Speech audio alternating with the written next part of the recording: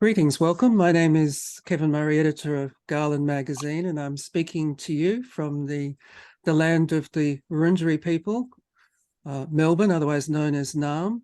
And Garland is very much inspired by the values of Wurundjeri and other First Nation peoples in Australia, particularly in terms of a sense of custodianship of country, of land, an attempt to ensure that, as well as recognising the value of ancestors in the past, that we can also be good ancestors for future generations as well. And I'd like to also welcome special guests, Mr. Zad Al-Kadumi, the President of World Craft Council. It's wonderful you could join us. Thank you. It's a pleasure. And finally, Leila could finally join us from Tunisia. It's wonderful to have you here. And Pak Zahir from Pekalongan, Indonesia. Selamat. Thank you. Thank you. And Songul joins us as well from Turkey. So we have a wonderful range of people, including, of course, the contributors to this issue. So this is the final of a series in Garland where we try to bridge the binaries that divide our world. And the binary we were looking at in particular was that between the artificial and the natural, because we tend to see that the world of nature is a primary element, and that what is produced by humans and man is something which is secondary in terms of its value, its relationship to things, which has been a binary very much part of the world craft in terms of the relationship, say, between organic materials such as fiber and clay and inorganic processed materials such as plastic. But clearly we're living in a world where we're eventually running out of natural materials, and we're mindful of the way in which we draw on this limited stock, and thinking particularly of how we can make better use of the sorts of materials that we process. And in this, we've had a number of interesting discussions with the pathfinders for this issue that looked at the concept of alchemy, which is one of those myths of man the maker, Homo faber, a kind of a magic to be able to transform matter, particularly lead into gold, which from our perspective today seems something archaic. But we found in it, particularly through the valuable input of one of our Iranian contributors, looking at it through the lens of Persian poetry, that alchemy can still have a value today, particularly when we look at the transformation of materials that we see as waste, as having no value, to transform them into objects of great beauty. So that is very much the basis of this issue, and the stories that have been shared bear testament to that particular drive. But before we do this, I want to acknowledge the fact that this issue is dedicated to the memory of Alice Potter, a jeweler who passed this year, and Kyoko has written something very beautiful in terms of a memory of her. But I thought Mel Young, who's the social curator for this particular issue, you might like to say something about Alice as a jeweler and a person. Thank you, Kevin. Sorry, this is off the cuff, unprepared, but from the heart. We were all really shocked by Alice's passing 2 months ago. She was a spark and a force and an inspiration through her work at University of South Australia and also Jam Factory in Adelaide. She mentored and taught a great many wonderful emerging makers who have gone on to become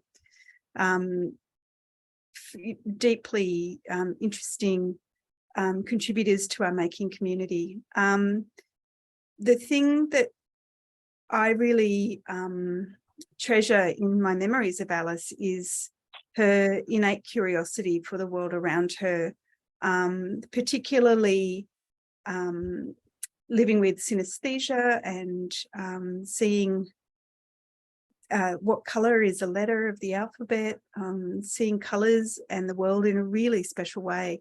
My favorite work, I've so many beautiful works of hers, but the one that really touched me as a jeweler and as a mother was the work that she made when she was pregnant with her first daughter, where she imagined her growing child in jewelry form and made the most beautiful body of work that reflected that joy of a really different type of creation from within. And yeah, I don't, we're all still grieving her loss, and we have so many happy memories of her beautiful spirit, and the things that she saw and shared with us through her Instagram account as well. The magnificent things that she'd seen on the internet.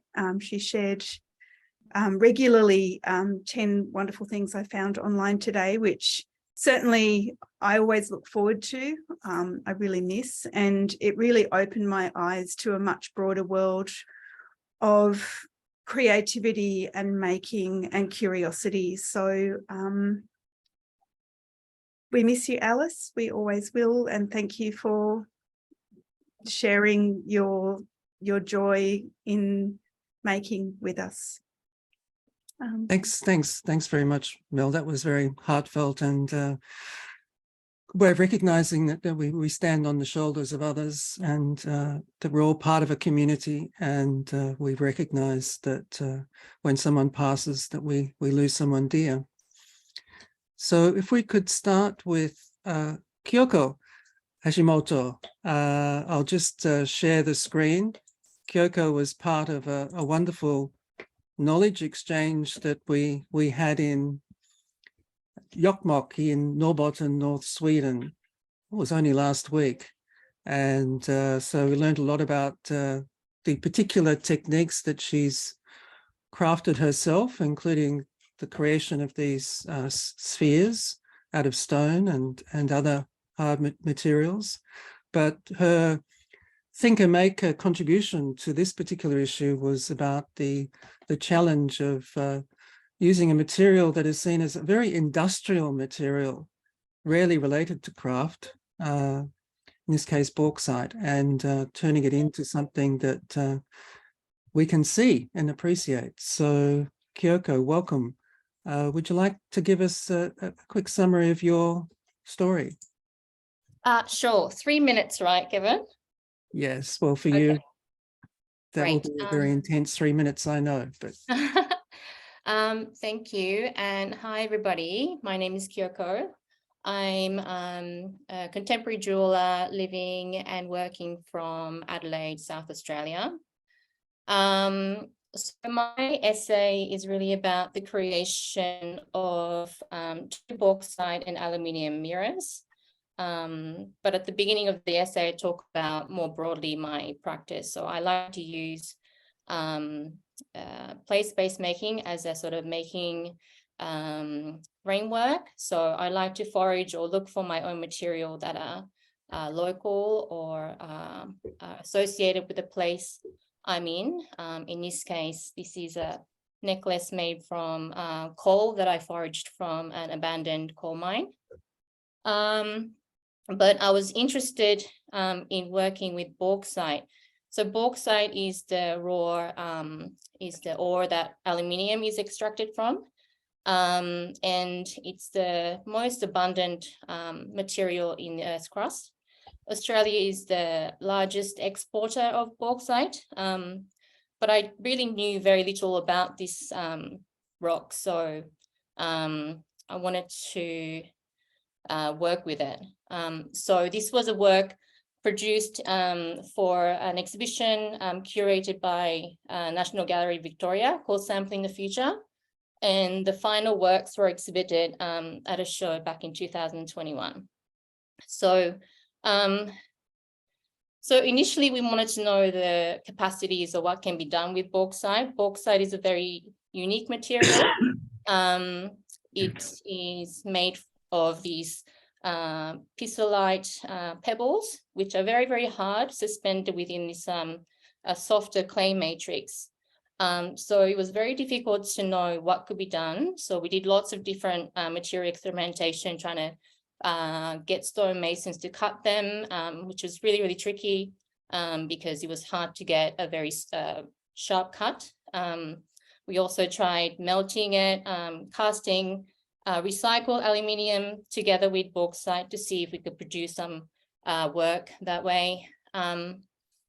We also did a deep dive into what aluminium meant for the society. So there's lots of different interesting elements to that. For example, Australia uses 10% of all energy for smelting aluminium, which is huge.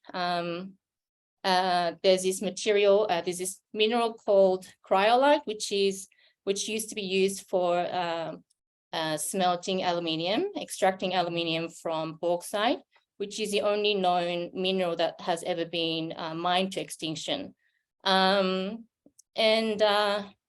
In the end, our design really came down to drawing influences from Shinto philosophies.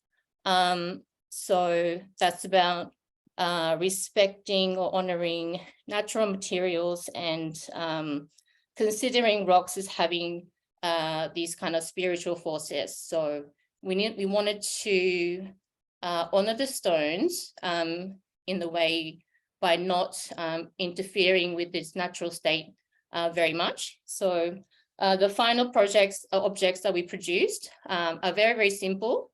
So we made 2 cuts. So one to slice off a facet to reveal this beautiful internal structural bauxite, and another shallow groove which just holds the hand-polished aluminium mirror. And there's a weight relationship between the rock and the sheet of aluminium. So the aluminium is roughly the amount that will be could be extracted from that particular weight or the size of the bauxite. That's pretty much it, really. Is that, yeah. Thanks very much, Kyoko, for that really quite magical work, which does resonate with the previous story we had from Sachiko Tomashiga about the craft of making a Shinto mirror. So it's just one of those remarkable connections in world craft that comes through. But it's great to also feature your work. I mean, you have been a Garland Laurel as well for the earlier work that you did, the one that adorns the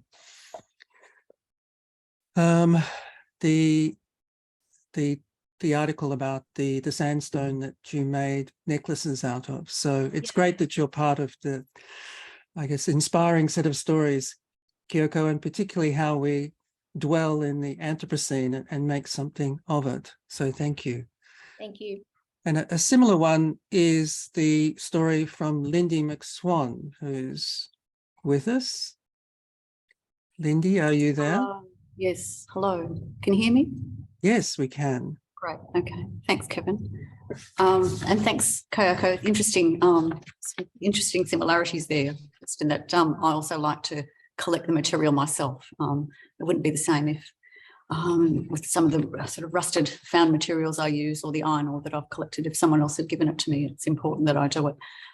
So my story's about the life cycle of steel, and it's from my Masters of Fine Art by research that I'm just completing at RMIT. So the materials I've worked with in my research project, iron ore. So Kevin, can you just scroll up a little bit? Yes, so this is a photograph that I took early in my research at Iron Knob, where iron ore was first mined in Australia more than 100 years ago. So now iron ore, the majority of iron ore is mined in Western Australia. But I had a couple of occasions to do a field trip to Iron Knob. And close by, within about 50 kilometres of Iron Knob, there's the Whyalla steelworks. So materials from Iron Knob are taken and processed in Whyalla in the making of steel. So we also did a field trip to the steelworks in Whyalla and then in Port Kembla in New South Wales. So that little image, just perhaps if you go back up and stop there for a moment. So that's my bench where I'm in my studio at RMIT at the moment. So that's typically sort of an arrangement of materials there. So there's some iron ore there in the sort of front right. And I've just got a little piece in my hand here and found rusted objects, which in the next image.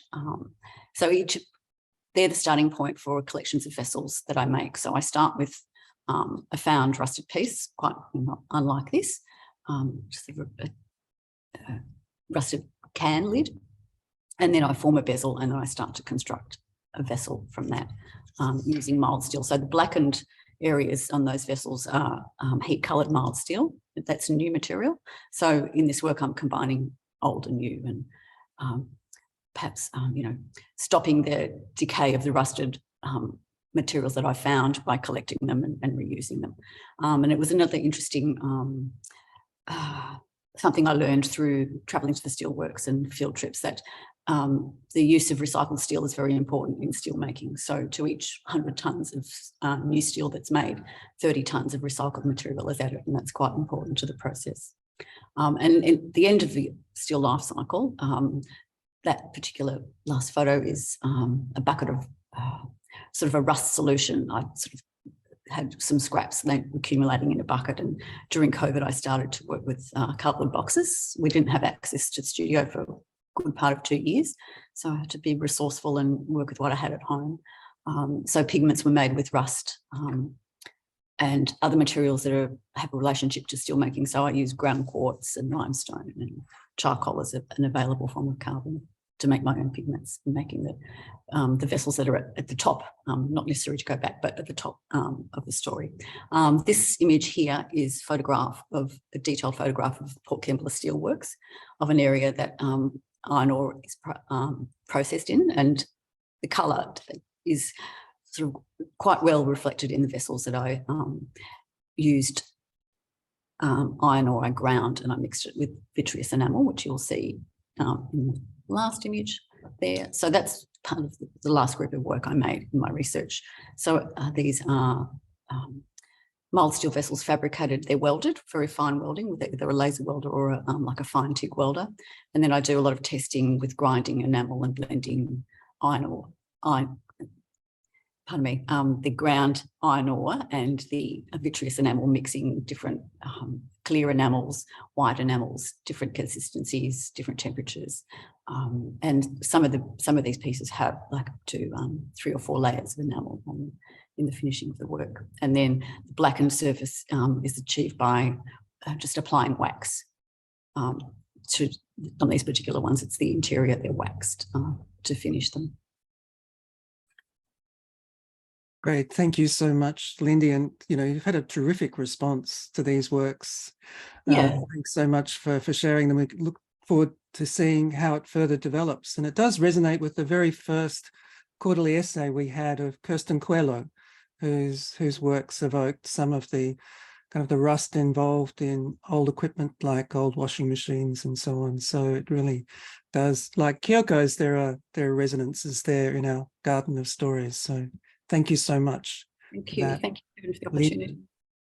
And now we go to Nepal, to one of our most consistent contributors, Gary Warnell, who looked at the way in which gold plating is done, or gilding is done in Nepal. So welcome again, Gary. How are you? Thank you. I'm really fine. Yeah, we're heading into winter here, but when you talk about cold, it's not cold really. It never gets down below freezing, not like my home in Finland. So, but yes, this I don't know that I have that much to say, but I have spoken several times on these meetings about the plethora of crafts that are here in Nepal, and when I went to visit this workshop, I was absolutely amazed at the skills that these people had to do this gilding, and the team that Ramakrishna has around him are highly skilled with working with gold, and the work they do is, I would say, 100% works done on religious items. So they are always either Buddhist or Hindu in origin, and the castings are copper and zinc. Well, it's basically some kind of bronze kind of material that they are working on. But if you go through some of the slides, you can also see there's an amazing amount of detail which is carved into the works. And each of these processes is done by a separate studio. So the casting is done by one studio, and then the refining of the surface is done by another studio. And here's a very good example of the carving, which is done afterwards, or I guess you would call it like a kind of engraving. But in Ramakrishna's studio, he has a license to use to buy mercury, which is combined with the gold, and also somehow they are using broken fluorescent light bulbs, grinding the whole thing up on a stone, and mixing with the mercury and applying that to the surface of the metal before vaporizing the mercury away. And of course, I was very concerned when I first went to record this about the effects of mercury vapor. So I was wearing a mask at all times, and they are usually wearing masks in their work. But the vaporizing is done outside on the terrace at the top of the house, and as far as I know, they haven't had any problems. But the work is absolutely gorgeous. And you know, in Nepal, gold is kind of like a spiritual metal. It's considered spiritual metal, and every street you walk down has a workshop making gold earrings or nose rings, or the women very often wear nose rings in gold to purify the water they're drinking. I don't know how effective it is, but that's what they do. And so in the work that he's doing, it's considered a very high art form to be able to apply the gold to these statues. Yeah. Great. Thank you so much, Gary. And you know, what's remarkable about your stories is we're not only looking at works of fine craft, which are sacred and highly valued, but you go into the workshops and experience it and bring the reader along with you. So thanks for... Thank you. One more thing to say is that for me, being a craftsman of 30 years working with clay in the 70s, 80s, and 90s, I'm much more interested in the lifestyle these people are living and what motivates them and how they carry on their tradition. And especially in Nepal, where these traditions are gradually fading out because the children, as I've mentioned before, the children of these craftsmen don't want to be doing this anymore. So in a way, it's kind of a recording at a very suitable time for them, because these traditions could easily vanish. Good. Thank you. Now, I'd like to call on Leah Siegel, who joined us in some of the pathfinding sessions and showed some extraordinary work that she had made for outer space, for space satellites. Welcome, Leah. Thank you. Oh, it was a really beautiful journey to think together about the combination of different materials that create new materials, the alchemy. And what I was thinking about it in terms of my works was the combination of art and science and technology that creates something that cannot happen otherwise. In this sense, I feel that a true collaboration between art and science, and when I say a true collaboration, I mean, not that, for example, an artist get inspiration by some scientific data, and also when a scientist take inspiration by art, but I mean that science is used really as part of the art creation. There is some benefit to both sides that is the act of alchemy in a sense. And through this article, reflected about the similarity between the two fields as well. So that art or artists and scientists aren't so different in the sense that they are driven by curiosity. They ask questions about the world, about nature, about sometimes human nature. Just that their methodology is different, of course. But their essence, their motivation is not so different. When I make my works, I originally come from a background of science, but I also make a lot of collaborations with both artists and scientists. In this case, we actually see a work that is a collaboration with a ceramic artist, Ro'i Maayan, that takes sound as a material into the work and data in this sense, and also takes randomness. And that's something that I connected also in these two fields, because I feel that when artists and scientists make collaborations, the seed that creates the alchemy is randomness. It takes us to places that we couldn't go to without it. It creates serendipity moments, and discovery through randomness is something that creates things that really literally cannot be expected. The work we see here is actually literally called Random Walk, where in my works, I actually looked at randomness as something that is disregarded many times in our life. We think that we have control over our life. We think that we make choices, that we have some idea of if we do something, something else will happen, cause and effect. But eventually our life is very much driven by random events and discoveries. So this is a body of work that was eventually summed into a solo show that was called Random Walk.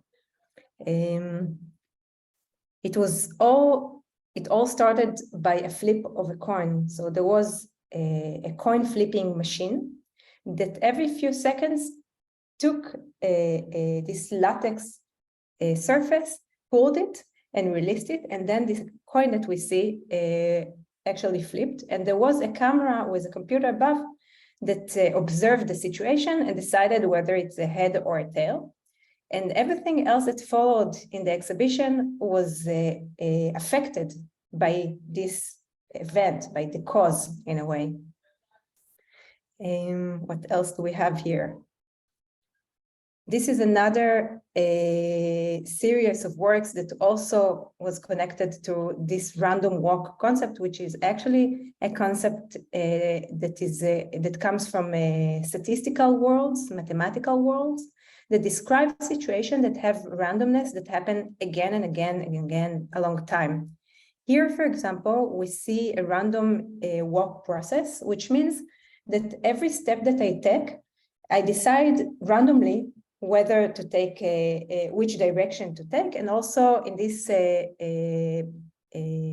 works, paintings that are created by a painting machine that I built, the length of the step is also affected by randomness, and we see eventually paintings that are driven by simulation with randomness in the computer, but also at the process of painting itself, because I don't try to create machines that are very precise. I invite randomness into the process and also in these plates. Okay, thank you so much, Liat. There's a lot more there that readers can enjoy in your article, but thank you particularly for making this link between making and science, particularly around the common experience of discovery, the idea that we don't really know everything, and that we go forward with a curiosity, and randomness is one way of opening up new possibilities. So thank you so much for that, Liat. It was a pleasure. Next we have Nicole Polentas, The Dirge and the Vital Heat, a remarkable series of objects that draw on the philosophies of Aristotle. Nicole. Hi everyone, how are you going? Good. Yeah, so basically this work evolved from personal experiences that I had experienced one after the other, that was mainly to do with like death and loss within my family, and also loss of childbirth and things like that. And I sort of, over the COVID period, became really interested in the idea of life and death, and started looking at what these philosophers spoke about, theories, and particularly one of them, which was called the vital heat, really interested me, their theories about that. And many of these philosophers presented that there was this intersection between philosophy, medicine, life and death through this vital heat. And that theory, it pretty much states that, and there's many writings, but the one that I mainly looked at from Aristotle states that heat was produced in your heart, and it was sustained by the pneuma, which is in Greek translate as your soul or your creative spirit. And then it was transmitted throughout the body via the blood vessels and through the blood cells. And the blood is what transmits this heat and sustains this life. So once this heat left your body, so did life. And Aristotle states that, like sleep, it's this temporary overpowering of this inner heat, and death was its final extinction. So these were some things that I started to look into, and I started to look into how I could incorporate the use of these cells and these imagery of blood cells and magnify them and recontextualize them into forms to create new jewelry, and using material processes as well that were new to me, like glass or ceramic, or like this image that Kevin's showing now was done through a process of corrosion casting, which is where you take an actual heart. It was not a human heart, it was a sheep heart, and you inject it with a resin. And then with this maceration process, the flesh is dissolved and you're left with the vessels where the blood would pump through. And it was sort of this, showing that this is where the life is sustained, and it's juxtaposed with magnified cells from within a uterus of a female. So I'm looking at a lot of medical imagery, and then just expanding on it, blowing it up and just rearranging it to create these new forms that don't necessarily say exactly what it is, but they are imbued with that sort of research that I developed over time. There was also works like that I started to look more into, like this piece here, looking at urns, and this was a collaborative work, and it was made with using Greek text, a lot of Greek text. So some of the theories that I would find is fused onto silver, and most of the silver is recycled as well. And I do this process of fusion, which just bonds all the little letters onto the text. And then I made this urn, and this was a piece that I got from a couple of participants that shared with me their stories of grief and their response to the vital heat and how it related to their stories of grief. Yes, so there's lots that I could have spoke about as well, but yeah, I'll leave it there. I think that's close to 3 minutes. Thank you so much, Nicole. And I think it's really interesting how in an issue on alchemy, which in a sense goes back to what was seen as an outmoded scientific concept, that your story then looks at theories related to Aristotle, which is seen as an older way of understanding the world, but through making, it's possible to see the poetry of those scientific concepts and give them new life. So thank you so much for that. Thank you. Thanks for the opportunity. And now we go up north to Gothenburg, to Corinne Roy Anderson. Greetings. Hi. Welcome. Now, Corinne has a wonderful gallery in Gothenburg and, of course, shares her jewelry with us in this story. Would you like to tell us about it? Yes, it's Well, it's we're three artists who are sort of in this article, and well, I'm a contemporary jeweler as well, and I, as you said, I have a gallery here in Gothenburg, and for my own work, I have been working with recycled materials for a very long time, both with different kinds of seeds that I picked from fruits that I was eating, and then for a long time I've been working with plastics and different kind of garbage. And then a couple of years ago, I was teamed up with a Sami artist, Monica Blind Pove, for a collaboration project. And then she introduced me to reindeer skin, and she also introduced me to reindeers and reindeer herding, and learned a lot of Sami culture. And probably you know this, but Sápmi is Sweden is a part of Sápmi, or Sápmi is a part of Sweden. Sápmi also covers Russia and Finland and Norway. But I don't have any Sami ancestors, and I didn't really know too much about this culture before I met with her, which is absolutely horrible, since you should know about this when you're from Sweden. But we didn't really learn too much about it in school. So it's been really nice to get to know her and to get to know this culture and this material, the reindeer skin. It's really fantastic. It's really strong, and it's warm and wonderful to work with. And in a way, it's also a waste material, because there's a bigger demand for meat than for the skin. So I think it's nice to work with it, because it's sort of a waste material, and also because of all the traditions that is with this materials. And the first pieces are named after ancestors to me, because I was thinking a lot about this, bringing this heritage of the knowledge of how to work with the skin, and to pass that on to future generations.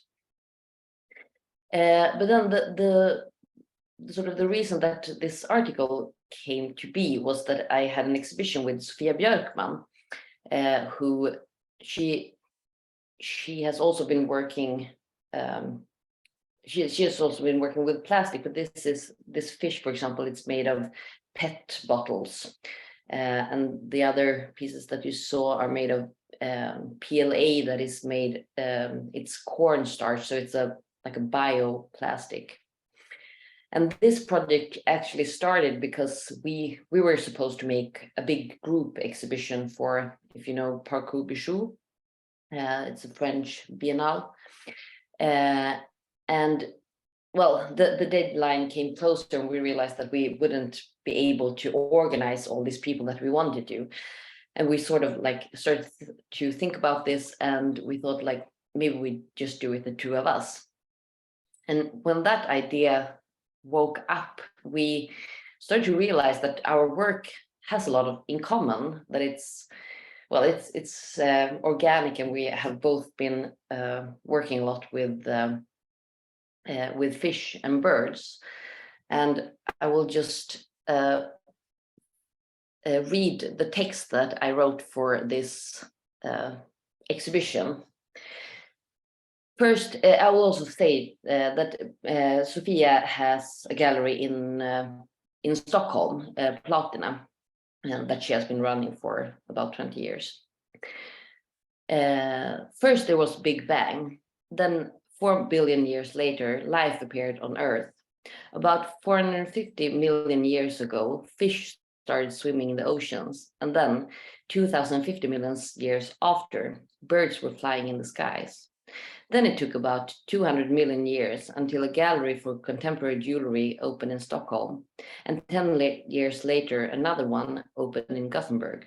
Strangely enough, the women behind these galleries, Sofia Björkman and Karin Roy Andersson, independently developed an interest in fish and birds, climate impact, social social changes in society.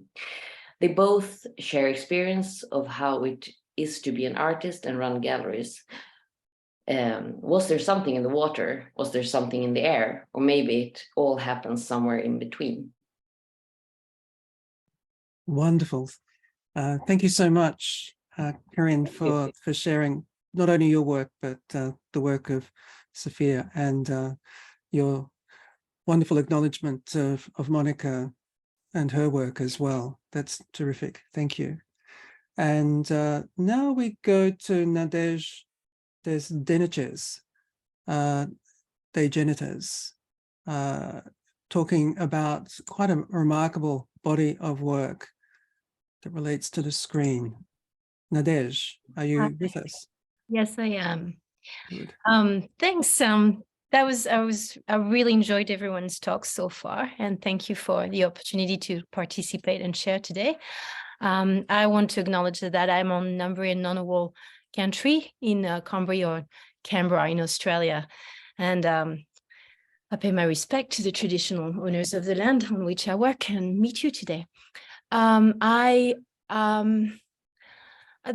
article, this contribution to Garland, just came a little bit serendipitously from thinking about how glass, the medium I've been engaging with for over 30 years, I started in France, has connected me to the places and the communities that I am a part of. And my work has become about the way experiences of making mediate experiences of place, and place informs my making and the sculptures that I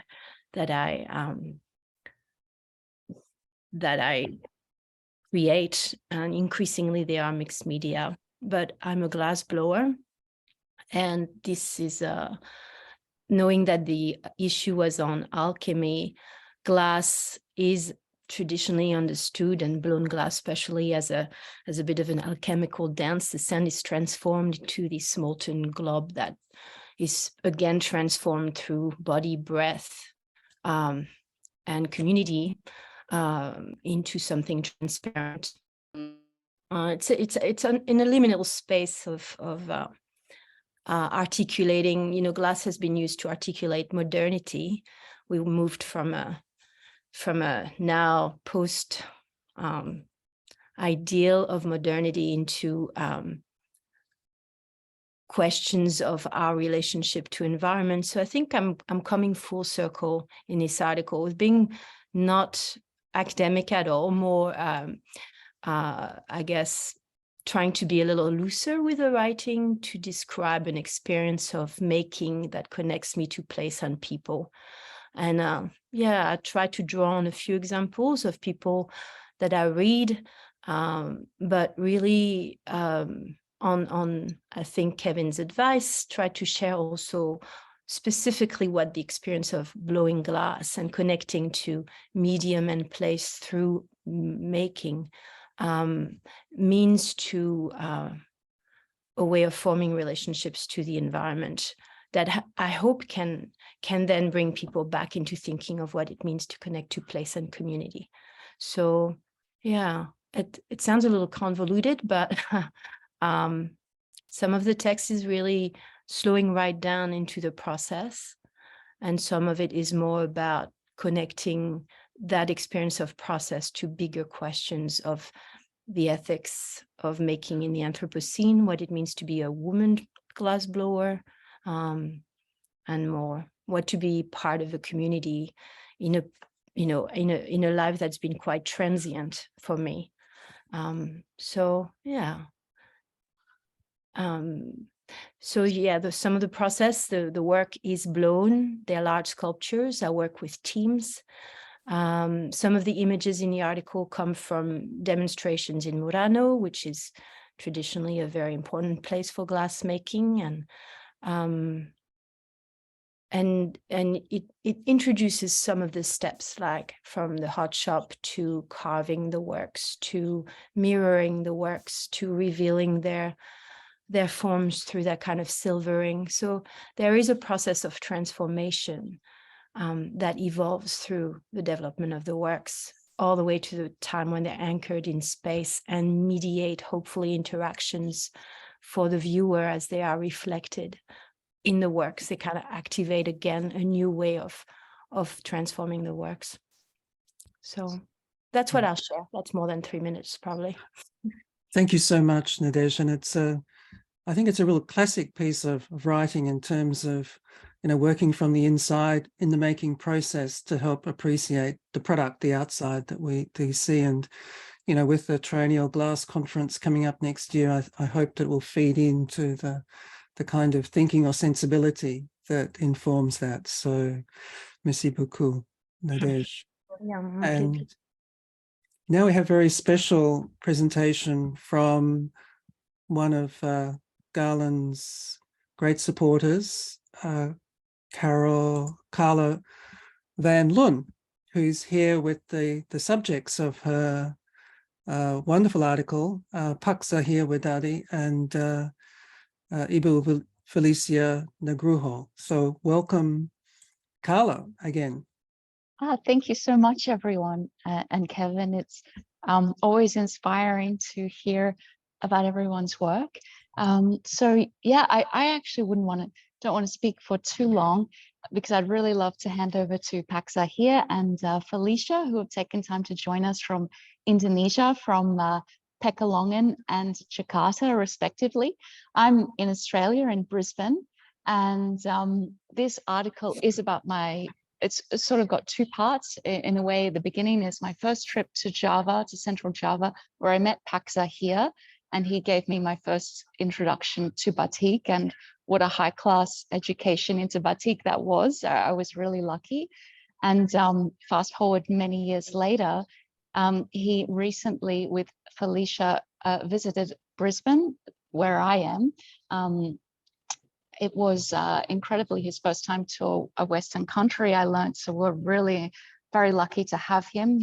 He's published a book on his work, which focuses on indigo dyeing, so a return to natural pigments. And like many of you, he loves foraging, and he'll tell you more about his work in terms of creating colors from nature. And very fine batik, which I talk about his special Tanahan motifs, which are like a background pattern in traditional Javanese batik, which he's really brought to the forefront of his works. And we did a collaboration.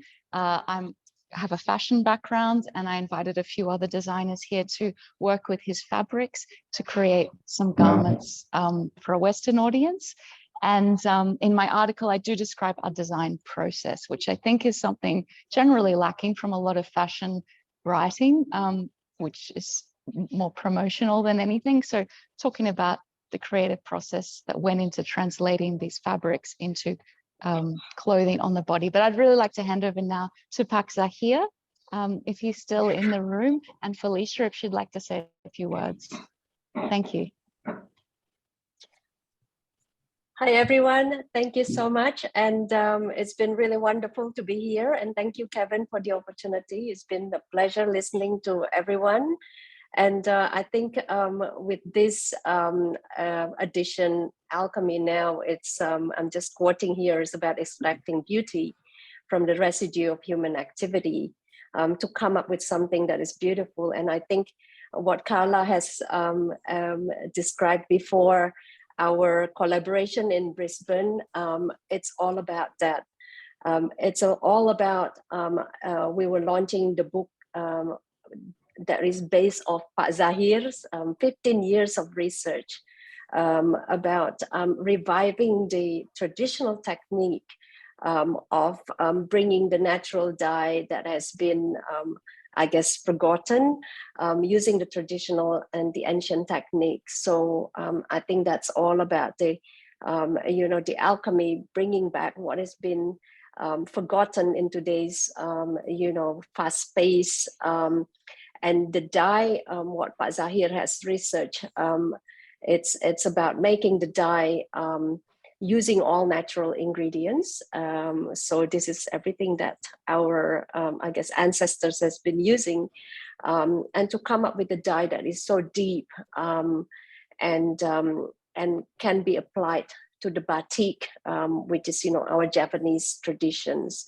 And so, this collaborations is about part of the alchemy, bringing, working together with Carla Van Lan here, who has learned about batik and come up with a beautiful design that has a lot of respect to the fabric and to the design itself. Because I think, with batik, everything is handcrafted, is handmade. And, we don't really want to, to come up with design that cuts, a lot of the fabric and come up with a waste. And so I think Carla has done a wonderful job with this. So so I hand over to Pak Zahir here, who wants to say a few words. Pak, silakan. Hello everybody. Thank you, Carla. Thank you, Kevin. Thank you, Felicia. Yes, I'm very happy this afternoon. Carla, thank you for the articles. There is a very important point in this article, because Carla also explained what is tanahan, what is a tambang manis, and what is puntuala. That is the Japanese term. Even me, I cannot find what is in Bahasa Indonesia. It's only in Japanese. And also, the book is my note when I make the batik, because very hard for me living around 100 of colors and I think 1,000 of the motif. But we make the natural dyes of the indigo, and we found the small pattern on the background of the batik. Yeah, that's the point. Thank you, Carla, for the article. Thank you, Kevin. Thank you, Felicia.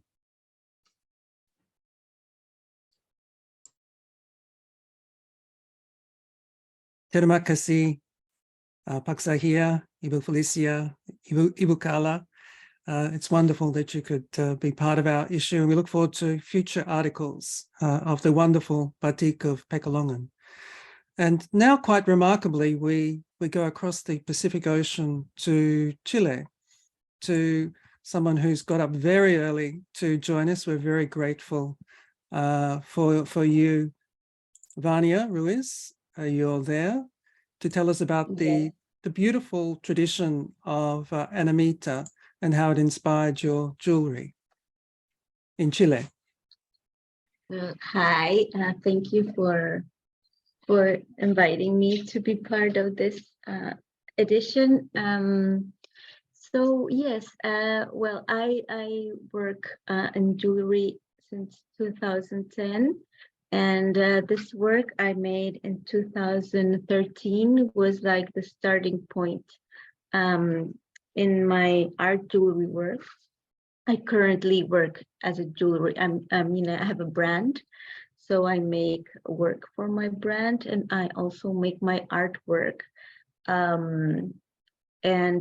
This was like, as I said, as a starting point, and it's related to my own story, my family story.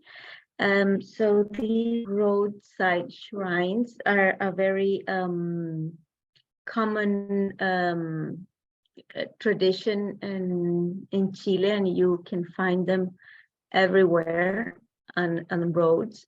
So roadside shrines are these little houses people build up when someone dies in an accident or in a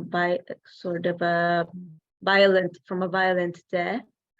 And it comes from a mixture of syncretism between Catholicism and indigenous animism, and what it is thought in animism that the soul is smaller than the body. This comes from ancient Andean cultures. So it's believed that souls are smaller than the body. And when someone dies from an accident, it's also believed that the soul remains lost in the place and they can't find their way. to go to the next stage of life. So people build these small houses in the place where the accident occurred. And it is a little house for the smaller soul. And we make them because we think that if you pray in front of this little altar, you will help the soul find their path to their next life.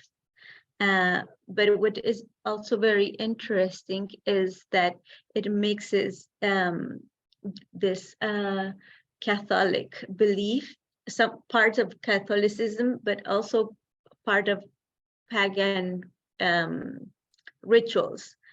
Anyway, even though our culture is deeply influenced by Catholicism, these altars remain somewhere in between being accepted or not by Catholicism, because many Catholic people believe in these animitas, but it's not something recognized obviously by Catholicism, because you are worshiping other souls, and Catholics don't worship souls, only God, some saints, and very reduced, not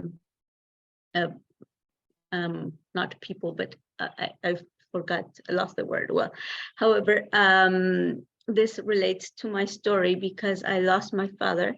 He drowned many years ago while I was a teenager, and this was in 1991.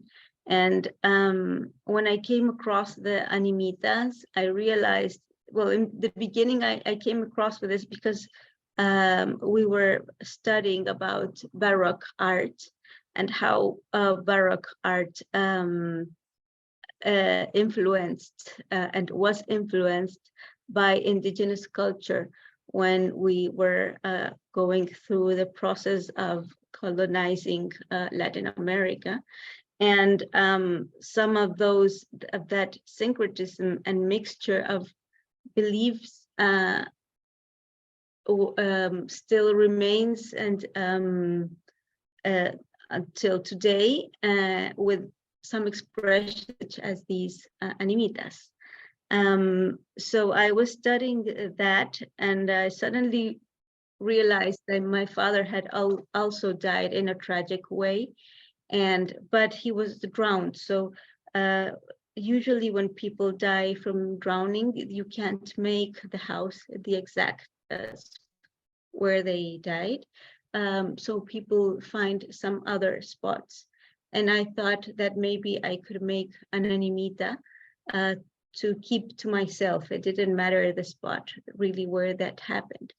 And so I made this piece on 2013, but it was the most beautiful thing that happened is that on 2014, I had been working after this piece on a series of other pieces related to this decoration of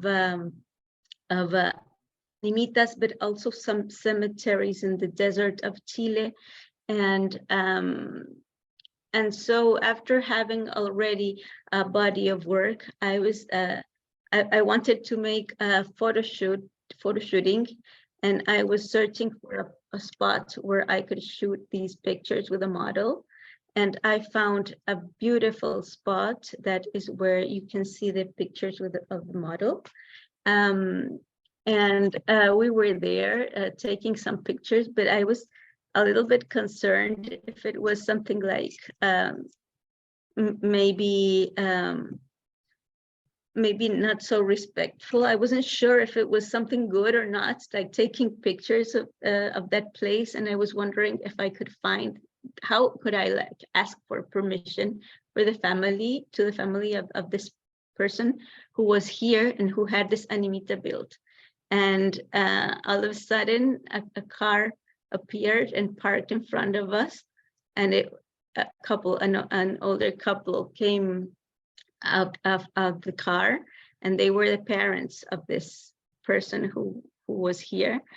so I was able to talk to them and to tell them and ask for the permission. And so I think this story was like magically enlightened by this encounter, and that sealed like that moment, and that was, I believe, like the beginning of my research for art jewelry, starting from like popular home and decoration and the things you need to make with your hands, like to manifest love in different ways. So thank you. Yeah.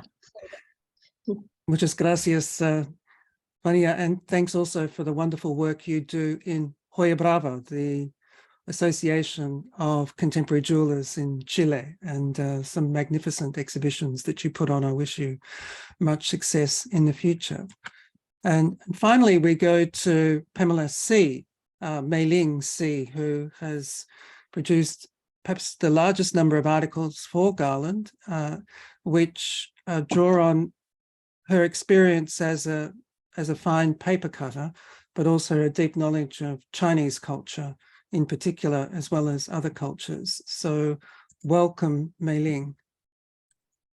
Thank you so much for that introduction, Kevin, and I'm so grateful for your support over the years. I really love bringing these stories to light, and often they haven't actually much to do with my own practice, but I think by the same token, they're quite important to share. And this certainly is the case with the story about Sylvia Nakachi. I firstly have to acknowledge the Turrbal people, the land of which I'm presenting today. I'm in Menjing in Brisbane, their elders past, present, and emerging. Sylvia is, she has ancestry from the Torres Strait, Arab Island, and that's in the east. And her name, you might notice, is Japanese, her family name, but that was obtained through marriage, and her husband's ancestors were coal divers on Thursday Island. So she actually challenges a lot of conventions to do with museums, and this exhibition that I'm having a look at through this article was at the Living Museum of Logan, which just opened in August last year. You notice that she has a lot of dichotomies in her work, including the synthetic and the organic, of which this issue is about. Right at the beginning of the article, there was, she had presented what was called a gore. It's a traditional rattle that's created from matchbox seeds. It's a plant indigenous to the Torres Strait, and it's been woven with synthetic thread. And also, if you see above that, in that photograph, there's something that she's woven herself using banana fiber and wool. And so what I think is really interesting is that every intervention that she uses is quite symbolic. I mean, the material interventions. So she is really interested in her work, in her research. She's doing a PhD as well in the coming of the light, the introduction of European culture to Australia. And this first happened in her ancestral home of Arab Island in 1871. So there were missionaries that came, the London missionaries. And this is an event which they continue to celebrate in the Torres Strait every year, an event called, in a festival called the Coming of the Light. So they actually welcomed these Christians into their lives. And what's really interesting about that is that the kind of change that's been implemented, what now is considered traditional. So it's not only synthetic materials, but Kevin's just scrolling down. Thank you to the Ojawadi, which is a traditional, what's considered traditional form of dress now, but that was introduced in the 19th century with colonialism. And so Nakachi, Sylvia thought it really prudent to actually show one of these and then critique it in another art which she created using banana leaves and trunk, and she wove that in these maternal forms to represent the body of women prior to this time, which, because they used to be considered savages, they had woven dresses and they left their torsos bare, which was unacceptable to the Christians. So a lot of her work plays on that. The other thing I think is really remarkable, firstly, she's all about reconciliation. And when she weaves, although her ancestors on Arab Island, they used to use palm frond in a particular style, she uses coiling. And so that's also really interesting because coiling has been introduced around the world by missionaries as well. Although in some parts of Southern Australia, they certainly did, the First Nations people, they certainly did use coiling as well, but it's not native to each area. So there's a legacy associated with each technique and each material. So there's the circular work that we were discussing before that she wove. It has wool and synthetically colored wool. So it's really brightly colored. And her point in doing that was, it's almost as though it's like a growth ring in a tree in the trunk, and it sort of demonstrates this sedimentation of culture. And she wanted to say to everybody that evolving Australian contemporary culture, we must always acknowledge at its core, it's the First Nations people and theirs that we're building upon. But what I think is interesting is that wool being symbolic of British colonialism in Australia, that's very clear, but her use of banana fiber has become quite controversial. It's personal to her because her father had a banana plantation, but it's commonly understood in Australia that banana is a fiber that was brought by my ancestors in the 19th century, the Chinese migrants, as a crop. But recently, I mean, in 2020, so after COVID had set in, the university, ANU, so that's Australian National University, released findings to suggest that in the west of the Torres Straits, the First Nations people were actually cultivating banana 2,000 years ago. So suddenly, I think this takes on a new significance.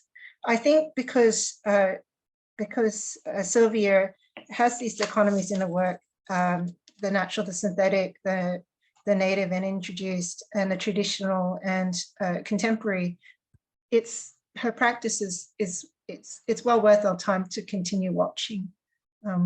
So thank you. That's what I had to say of her work today. I hope that's okay, Kevin. Yes, thank you very much, Sheshe Mei-Ling, for that, and for extending beyond your own work to write about others. Now that's much appreciated, and look forward to future articles as well.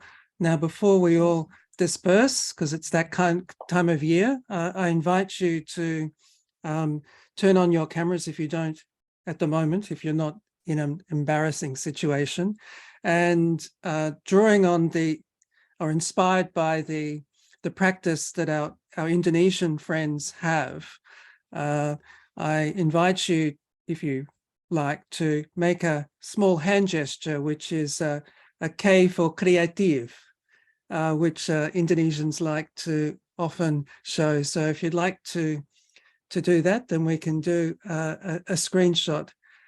1, 2, 3. That's wonderful. Thank you so much for that. Terima kasih, Sheshe. Muchas gracias. And so on. So have a wonderful new year, and enjoy your festivals. And if you want to hang around a bit, that's fine. But otherwise, I know time has gone on. So thank you so much for all you've contributed. Thank you so much, everyone. Thank you.